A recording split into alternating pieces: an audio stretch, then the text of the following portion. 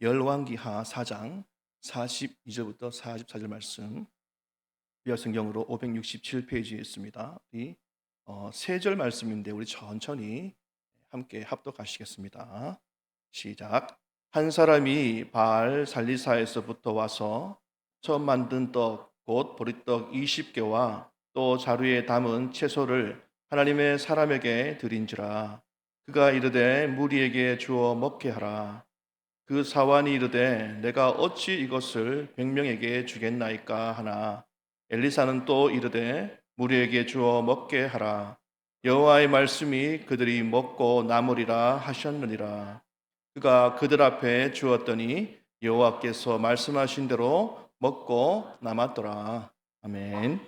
오늘 이 본문의 이 42절의 말씀은요, 어떤 한 사람이 등장합니다. 어떤 한 사람이 바알 살리사에서부터 와서 처음 만든 떡, 그러니까 첫 소실로 만든 그 떡을 가지고 엘리사에게 찾아오는 모습을 우리가 볼 수 있죠. 보리떡 20개와 자루에 담은 채소를 하나님의 사람에게 드렸다라는 내용으로 오늘 본문의 말씀이 시작하고 있습니다. 그 말씀이 1절에 있죠. 자, 그럼 바알 발리사라는 곳은 어디인가에 대해서 잠깐 알 필요가 있는데, 에브라임 지파에 속한 이 살리사라고 하는 평지를 가리키는 겁니다. 그 지명이 원래 이름은 살리사인데, 그런데 이곳에 바알의 신상이 세워지게 됩니다. 그래서 그곳의 이름이 바알 살리사다, 이렇게 이름이 되게 되었죠. 그러니까 그 지역은 이제 우상이 만연한 곳이다, 이렇게 이해를 하면 될 것 같습니다. 본문에 등장하는 한 사람이 있죠. 이 사람이 우리는 누구인지를 모릅니다. 그 사람이 누군지에 대해서 성경은 밝히고 있지 않습니다. 하지만 그의 행동을 통해서 우리는 그가 어떤 사람인지에 대해서 배울 수가 있는데, 오늘은 그 어떤 한 사람의 믿음에 대해서 함께 나누고 은혜를 받고자 합니다. 본문에서 어떤 한 사람은요, 에브라임으로부터 길갈까지 엘리사를 만나기 위해서 찾아옵니다. 왜 왔을까요? 퀴즈입니다. 저를 보시면 안 되고 42절을 보시면 왜 왔다고 나와 있죠? 예, 첫 소산물로 만든 떡과 채소를 이제 전해주기 위해서 온 것입니다. 출애굽기 첫 수산물이 뭐냐라고 했을 때 그것이 뭘까요? 그것은 첫 수확물로 만든 떡을 의미하는데, 우리가 너무나 잘 알고 있는 10의 1조, 11조를 의미하는 것이죠. 출애굽기 2장 19절 말씀에 이런 말씀이 있습니다. 우리 함께 한번 읽어보겠습니다. 시작. 내 토지에서 처음 거둔 열매에 가장 좋은 것을 가져다가 너의 하나님 여호와의 전에 드릴지니라. 너는 염소 새끼를 그 어미의 점주로 삼지 말지니라. 그러니까 처음 거둔 것에 거둔 열매에 가장 좋은 것, 그렇죠? 이것을 하나님께 드리는 것. 이것을 우리는 이제 11조다라고 알고 있죠. 그래서 이 사람은요, 이 어떤 사람은 이 하나님의 계명을 쫓아서 그 일을 실행하기 위해서 에브라임에서 길갈까지 엘리사를 찾아서 온 것입니다. 아, 그래서 아마 이 사람은 하나님의 율법을 온전히 지키기 위해서 최선을 다했던 것으로 이렇게 볼 수가 있는 거죠. 그런데 사실 그때의 시대적 배경을 우리가 조금 살펴보면 그 시대에 온전한 11조를 드리는 것이 얼마나 어려운지에 대해서 우리는 보게 돼요. 열왕기하 4장 38절 이 상반절을 이렇게 한번 좀 보시면요. 거기에 뭐라고 되어 있냐 하면, 엘리사가 다시 길갈에 이르니 그 땅에 흉년이 들었는데, 이렇게 흉년이 들었다라고 이야기를 합니다. 흉년은요, 사실 뭐 자연재해에 속한다, 이렇게 이야기를 할 수 있을지 모르지만 성경에서는 이 흉년을 종종 하나님의 심판으로 이렇게 사용할 때가 있는 것입니다. 다시 말하면 우상을 숭배한 이스라엘이 하나님의 심판을 받고 있다, 이렇게 볼 수 있는 것이죠. 사실 하나님께서 우리에게 심판을 내리시는 이유는 우리가 너무나 잘 알고 있죠. 그것은 우리를 영원히 멸망시키기 위함이 아닌 것을 우리는 다 알고 있습니다. 회개하고 죄로부터 돌이켜서 다시 하나님께로 돌아오기를 간절한 마음으로 때로는 우리에게 이런 어려움을 주신다라는 것이죠. 자, 그런데 그럼에도 불구하고 이스라엘은 어떠냐 하면 회개하지 않는 것입니다. 하나님께 돌아오지 않는 것이죠. 그들의 이 잘못을 인지하지 못하고 계속 그 일을 하고 있는 상태에 있는 것이죠. 그런데 첫 소선을 들고 온 이 사람은요, 바알 신라에서 왔다라고 하는데 그곳의 이름이 말해주듯이 그곳은 바알을 숭배하던 곳, 바로 북이스라엘의 땅을 이야기합니다. 북이스라엘은요, 당시에 성전이 없었죠. 대신 베델과 단에 금송아지를 위한 산당이 있었습니다. 어, 북이스라엘의 왕은요, 북이스라엘에 있는 자기 민족, 자기 백성들이 남쪽으로 가는 것을 굉장히 싫어했죠. 그래서 단과 베델에 금송아지를 위한 산당을 세워놓고 그가 했던 말이 참으로 가증스럽습니다. 그가 뭐라 했냐면 이것이 너희를 애굽에서 인도하여 낸 여호와 하나님이다라고 백성들에게 이야기하는 거죠. 그러면서 모든 백성으로 하여금 우상을 숭배하게 만들었습니다. 그래서 그 땅의 백성들은 어떻게 됩니까? 금송아지를 하나님이다라고 이해하는 거죠. 하나님으로 섬기게 되는 것입니다. 진짜 야훼의 하나님을 섬겼던 이스라엘 그 백성이 그 나라가 졸지에 하루아침에 어떻게 됩니까? 우상을 섬기는 나라, 우상을 섬기는 백성이 되어버린 것이죠. 여기에 또 한 명의 사람이 등장합니다. 그가 누구냐 하면 우리가 너무나 잘 알고 있는 이세벨이죠. 이세벨이 이스라엘의 왕비로 오면서 그가 들고 왔던 것이 있습니다. 그게 뭘까요? 바로 바알과 아세라 신상입니다. 우상을 들고 온 거죠. 그리고 이세벨은요, 그 땅의 백성들로 하여금 음란한 제사에 빠지게 만들죠. 우상 숭배에 빠지게 만듭니다. 온 북이스라엘 왕과 백성으로 하여금 하나님을 떠나게 만들고 그리고 자기 만족과 쾌락을 따라서 우상을 섬기는 나라와 백성으로 만들었죠. 이것이 하나님 보시기에 악했습니다. 그래서 하나님은 흉년을 통해서 이스라엘을 심판하시고 또 돌아오기를 바라시는 것이죠. 상황이 이렇다 보니까 이 북이스라엘은요, 더 이상 11조를 바칠 재단이 없습니다. 그것도 그 일을 할 수 있는 제사장도 없죠. 하나님의 말씀을 바르게 선포할 사람도 없고 회개를 촉구하는 사람도 없는 지경이 된 것입니다. 대신 누가 있습니까? 자기 사리사욕을 위해서 세상과 결탁한 제사장들이 있을 뿐입니다. 그런 이스라엘에도 오늘 말씀을 보면 하나님의 말씀이 온전하게 집행되는 곳이 있었습니다. 그곳이 어디입니까? 바로 엘리사와 그의 시절이 있던 선지 학교, 길갈에 있던 그 선지 학교였습니다.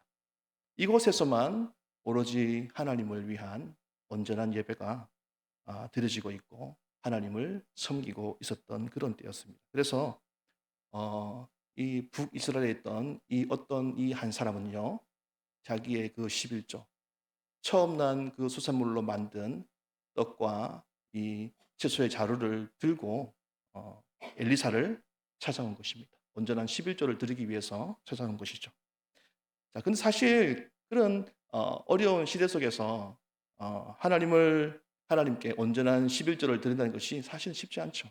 쉽지 않습니다. 더욱이 하나님을 경외하지 않는 세상에서 하나님을 잘 믿는다는 것은 정말 어렵죠. 지난번에도 한번 제가 이 부분에 대해서 말씀드린 적이 있습니다. 쉽지 않습니다. 일 안에서도 쉽지 않습니다. 아무리 예수님을 잘 믿는다고 해도 그 사회 속에서 혼자 믿는 것은 정말 외롭고 어려운 일입니다. 그런데 이 사람은요, 더군다나 풍요로운 어떤 그런 생활 속에서 하나님께 10의 1조를 드리는 것이 아니었죠. 그 때가 어떤 때입니까? 바로 흉년의 때였습니다. 자기 식구들 먹기에도 부족한 어떤 그런 때였죠. 어쩌면 그들의 모든 가족의 목숨을 걸었을 수도 있습니다.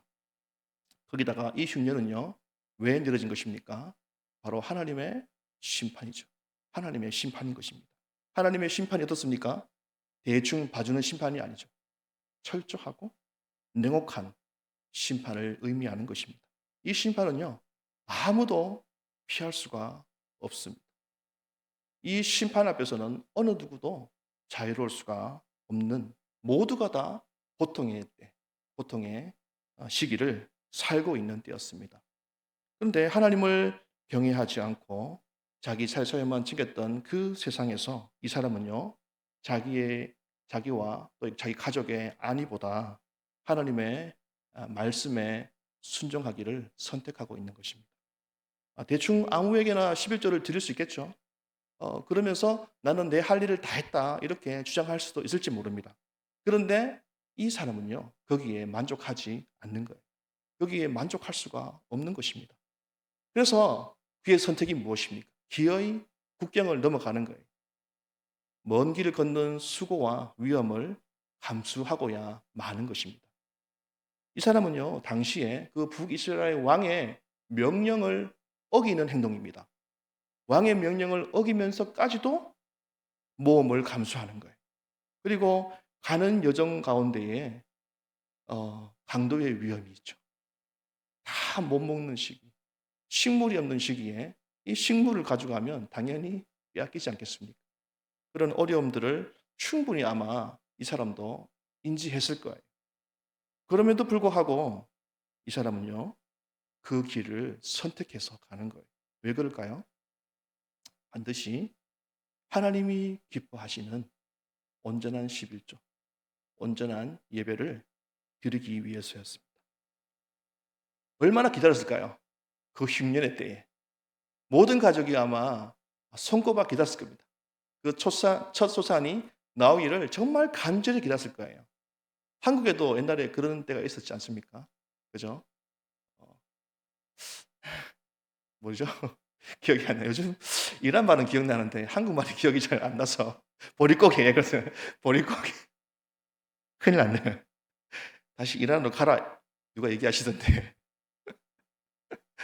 예, 이 보릿고개 있지 않았습니까? 예, 그 힘든 시기를 지금 여기가 이 사람들이 겪고 있는데, 예, 근데 첫 수산물을 봤을 때 어떤 마음이 들었을까요? 먹고 싶다 하지 않았을까요? 만약에 자녀가 있었다면 자녀가 그것을 어떤 눈빛으로 바라봤을까요? 그런데 당장의 배고픔보다, 이 육신의 갈급함보다, 그것을 채우기보다 하나님의 말씀에 순종하기를 이 사람은 선택하는 거예요. 첫 수산물인 그 11조를 하나님께 드리기 위해서 이 사람은 자기의 목숨을 걸기로 결단합니다.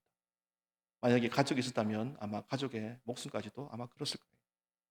이처럼 내가 하나님의 말씀대로 살려고 결단할 때요, 우리는 반드시 감당해내야만, 견뎌내야만 하는 내 십자가가 있다라는 것을 우리에게 알려주는 것이죠. 마가복음 8장 34절에 이런 말씀이 있습니다. 우리 함께 읽습니다. 무리와 제자들을 불러 이르시되 누구든지 나를 따라오려거든 자기를 부인하고 자기 십자가를 지고 나를 따를 것이니라. 아멘. 이 말씀 우리가 너무 좋아하지 않습니까? 너무 좋아하는데도 불구하고 이것에 대해서 이렇게 살기가 참 쉽지 않죠. 예, 정말 쉽지 않습니다. 우리가 다 알지만 이렇게 사는 것이 쉽지 않습니다. 그렇다면 이 사람에게 11조가 진짜 뭐길래 이런 위험을 감수해야 할까? 끝까지 이런 11조를 드리려 했을까? 성경 여러 곳에 찾을 수 있지만 한마디로 요약하면 이 11조란 다들 아시지 않습니까? 11조가 뭐죠? 10의 1을 드리는 건데 그것이 의미하는 바가 무엇일까요? 그것은 어, 나에게 오는 모든 물질을 어떻습니까? 하나님으로부터 왔다라는 어떤 고백이 나에게 있는 것이죠. 또 나를 진정으로 인도하시는 분이, 내 삶을 주관하시는 분이 하나님이다라는 것을 고백하는 거지 않습니까? 그러면서 나의 왕이 진정 누구이신가? 돈인가? 하나님인가?에 대한 모든 주권을 하나님께 올려드리는 것. 그것 아니겠습니까? 다시 말하면 11조는 하나님을 향한 나의 신앙의 고백과 같은 것입니다. 성경은 우리에게 세상과 하나님을 동시에 섬길 수 없다라고 했을 때 세상과 돈을 이렇게 같은 선상에 놓고 동일시합니다. 누가복음 16장 13절에 우리가 잘 아는 말씀이 있습니다. 우리 함께 읽습니다. 집 하인이 두 주인을 섬길 수 없나니 혹 이를 미워하고 저를 사랑하거나 혹 이를 중히 여기고 저를 경히 여길 것임이라. 너희는 하나님과 재물을 겸하여 섬길 수 없느니라. 아멘.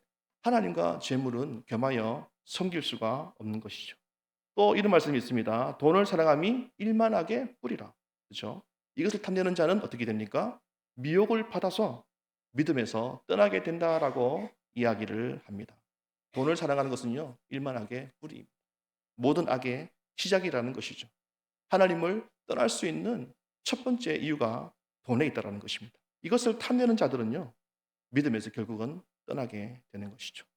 결국은 이 말씀이 무엇입니까? 우리에게 이야기하는 것은 돈을 택하든지 하나님을 택하든지 둘 중에 하나를 하라, 결정하라라는 말씀을 우리에게 하고 있는 것이 아니십니까?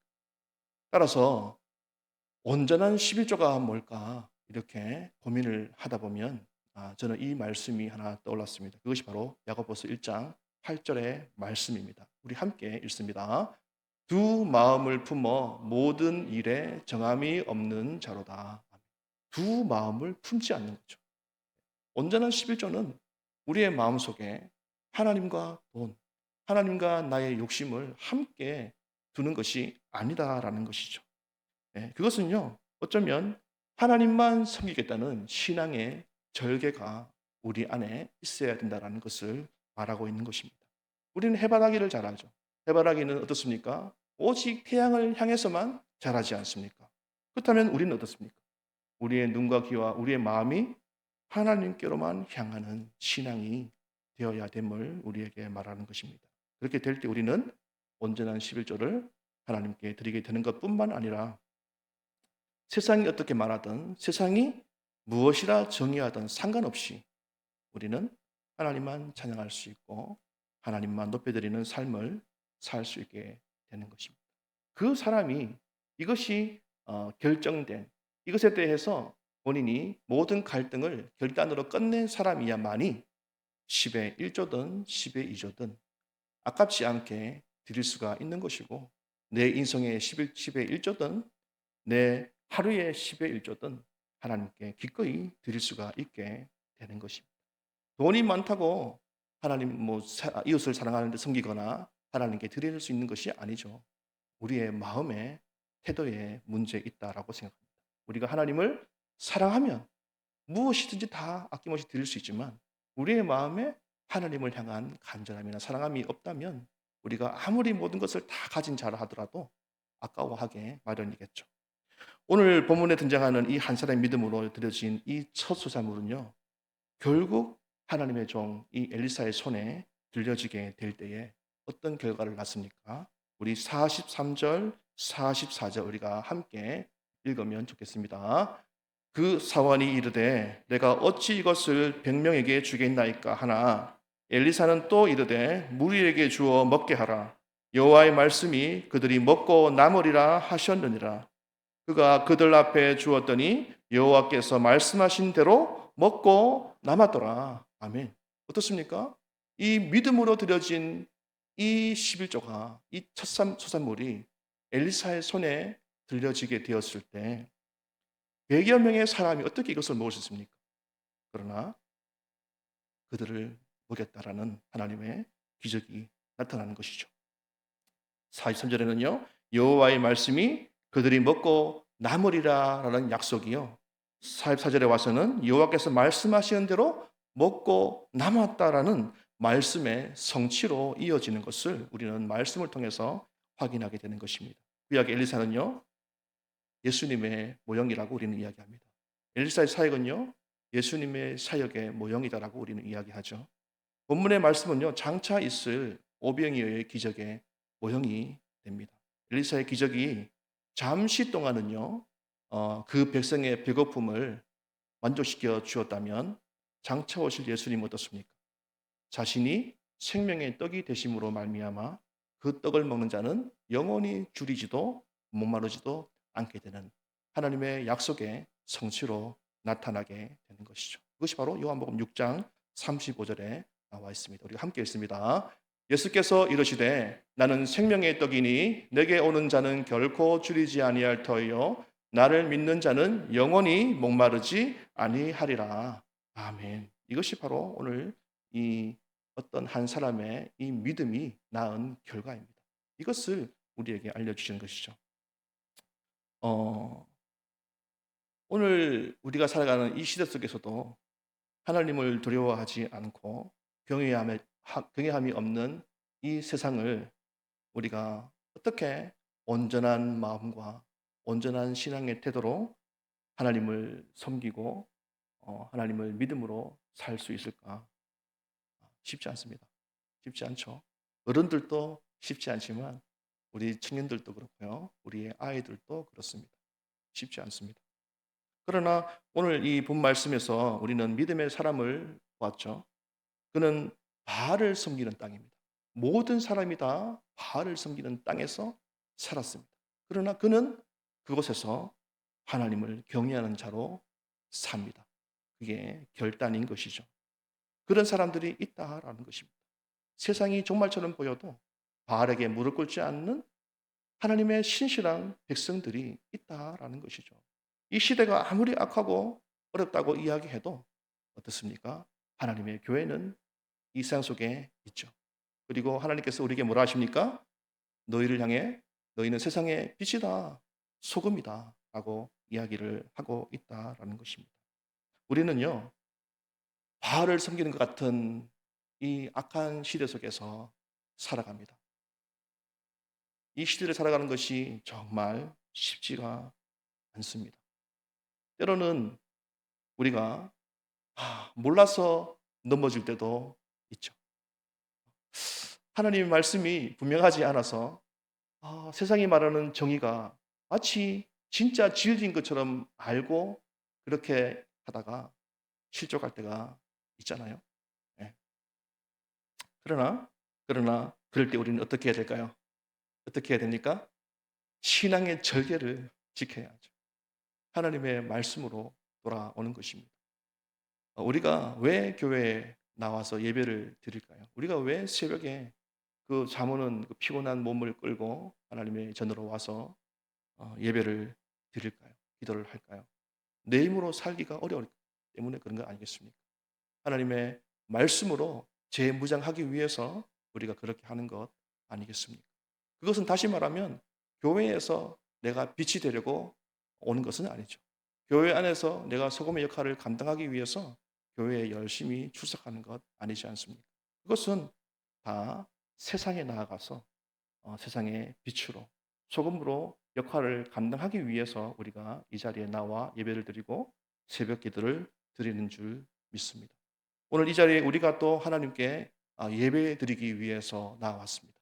우리가 어떤 마음으로 하나님을 찾고 있습니까? 우리가 진실한 마음으로 주님 앞에 나아가고 있습니까? 아니면 대충 하나님의 신실한 재단이 아닌 곳이라 하더라도 내 할 도리만 하면 되지 이런 마음으로 나왔습니까? 아니죠. 절대로 그런 것은 아니지 않습니까? 오늘 우리가 이 믿음의 어떤 한 사람, 성경에서는 그의 이름을 거론하지 않지만 오늘 이 사람의 믿음을 통해서 우리가 꼭 기억해야 할 것은 아무리 척박하고 어려운 땅에서도 믿음의 사람은 반드시 하나님을 온전하게 섬기는 예배자의 삶을 살 수 있다라는 것이고 그가 그렇게 드려진 그 첫 소산물이 많은 사람들에게 생명의 양식이 된 것처럼 어쩌면 하나님의 심판과 저주 속에 있는 그 시대를 살아가는 그 사람에게 배고픔을 또 채워주는 양식으로 축복의 통로로 사용될 수 있다면 우리 역시 이 땅에서 드려지는 온전한 예배, 온전한 삶의 예배를 통해서 지옥 같은 인생을 사는 사람들에게 하나님의 생명의 양식이 흘러가게 되는 축복의 통로로 살게 될 줄도 믿습니다. 저와 여러분이 다 그런 삶을 살기를 간절히 소망합니다.